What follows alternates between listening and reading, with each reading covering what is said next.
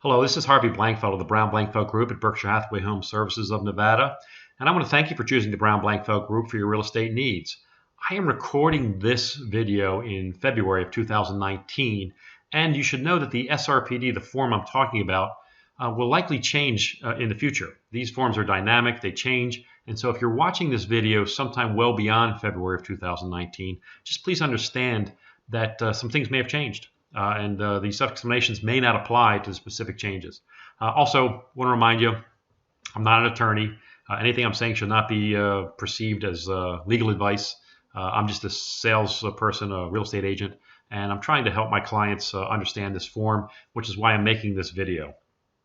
Let's start off. This is the SRPD, the Seller's Real Property Disclosure Form, and I'm going to start by reading you this top line on the document. It says, in accordance with Nevada law, a seller of residential real property in Nevada must disclose any and all known conditions and aspects of the property which materially affect the value or use of residential property in an adverse manner. You need to tell your buyer with this form anything and everything you're aware of that's wrong with the home. Tell the truth, be completely honest and open. If you're not sure, over-disclose. The form is intended to let the buyer know anything and everything you're aware of. So do that. Now, some things you may not be aware of, but certainly let them know everything you're aware of. Now, you should know also that our broker does not let us complete this form for you. There's only a few things I can do, and I've already done those on this particular example. But you need to know that's why we send it to you, and usually we don't like to use DocuSign or a form such as that, because there's a lot of completions that need to be made, and we want you to think carefully about this and make sure you fill it out honestly and openly. Up top here, you're simply putting in the address of the property, the date you're completing it, and if you've ever occupied it. Now, if you currently don't occupy it, but you did in the past, this is still a yes. Now, down here, the type of seller, are you a bank? Are you an asset management company? Are you an owner-occupier, which is what I've checked off here for this particular client, or other, which might be an investor/landlord. You could have lived in the property before, but be a landlord now. You'd want to say that here at this part. Now, on page 1, the question you're answering is related to systems and appliances, and it says, are you aware of any problems and or defects with the following? Are there any problems or defects, for instance, with the electrical system? The answers are yes, there is a problem, no, there are no problems, or NA, we don't have that system in our home. Now, it's not likely you don't have electrical. Hopefully you do. But some of these things will be NA. Like it's likely you don't have both sewer and septic. You only have one or the other. So one of these will be an NA. So you're going to want to make sure that you check that. And there may be other things in here in the form that you don't have. A couple other interesting questions on page 1. Water treatment system. Do you have one? And is it NA? Or if you have one, do you own it or lease it? This is a good place to disclose that. Same thing with the alarm system over here. Do you own it or lease it? Are there any problems with it? And down here is other. This is where you would put in things that aren't on the form. Do you have, for instance, an example would be a steam shower. Do you have a steam shower? And is it working okay or not? This is where you'd want to disclose that. At the bottom of this page and every page thereafter, you're going to want to initial right down here where it says seller initials. You'll initial that.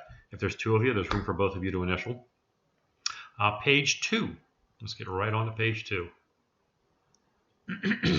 Page 2. Property conditions, improvements, and additional information. It says, the question is, are you aware of any of the following? Now, on this page, you're talking about more general things, but the first section is all about structure. And the first question is one of only 2 places on this form where you'll see the word previous. Here, where it says, have you ever had moisture conditions or water damage? Have you ever had it? This is one of those few times when you have to think back. Did you ever have water damage in the home? And if you did, disclose it. Disclose it here. Let them know. The other one where it comes up is down here under number 7. It says previous again, and that's with regard to mold. Have you ever had mold in the home? You need to let the buyer know about that here. The rest of these questions are as of the time you're completing the form. So, for instance, if the dishwasher broke 3 years ago, but you had it fixed, there's nothing wrong with it. There are no issues. It was already fixed. But these 2 things, if they ever happened, you have to disclose them. Now, moving down to number 8 on this page, any features shared in common.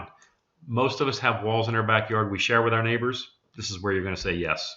Number 9, common interest community. If you have an HOA, yes, I have an HOA. Yes, I have bylaws available. Yes, I have periodic fees.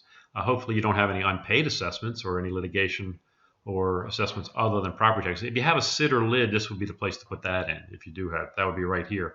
Any assessments, excuse me, that's 9E. Any assessments associated with property, excluding property taxes, that would be a SID or a lid. That would be one of the things you would say yes here. Any construction made without permission of the association.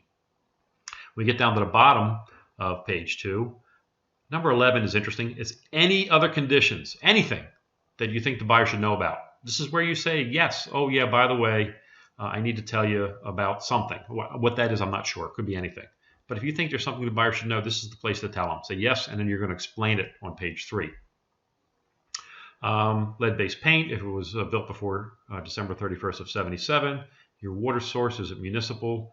Down here is your wastewater disposal. Is it municipal? Do you have solar panels? And if you do, are they owned or leased? Very important. If they're leased, make sure you not only check it off here, but make sure you counter it. Make sure your agent counters that when you get an offer from a buyer so that the buyer understands that they're going to have to assume your payments. Very important. Conservation easement, number 14. I want to get back to that one. Has the Southern Nevada Water Authority given you money to take out a lawn or remove a pool? They pay money. If they do, you need to tell your buyer about that because it could affect his ability to do things in the future, his or hers, I should say. It would affect their ability to do things in the future. You need to let them know about that right here. And then the last one is the property subject to a private transfer fee obligation? This is a question related to a developer who years ago, when he sold property to his buyers, he made them sign a document saying that they sold it within a certain time frame, they'd have to give him some money. It's very rare, very, very rare, but it did happen, and that's why this is here. Again, you're going to initial the bottom here of page 2. Page 3. Page 3, you're explaining all the yeses. Explain them fully. Write in as much detail in your own words, anything and everything you know about that yes. Yes, I do live in an HOA. Yes, I do pay periodic fees. Yes, I do share my walls with my neighbors. Yes, we did have water damage back in 2015, and we had it fully fixed and remediated. And oh, by the way, we're going to attach all those documents to this for you, Mr. and Mrs. Buyer. Explain it all here on page 3. Initial the bottom of page 3, right down here again. Page 4. A lot of verbiage on page 4. And then you're going to initial the bottom of page 4 as well, right down here, right down there. And then you're also going to sign and date at the bottom of page 5. Pages 4 and 5 are going to tell you all the horrible things that are going to happen to you if you lied on pages 1, 2, and 3. Hopefully this was helpful to you as you're completing your seller's real property disclosure. If you did find this video helpful, feel free to review our other videos at brownblankfeld.com, www.brownblankfeld.com. And once again, thank you for choosing the Brown Blankfeld Group to meet your real estate needs. If you ever have a question, please call or text me at 702-203-1165. Again, thanks very much for watching.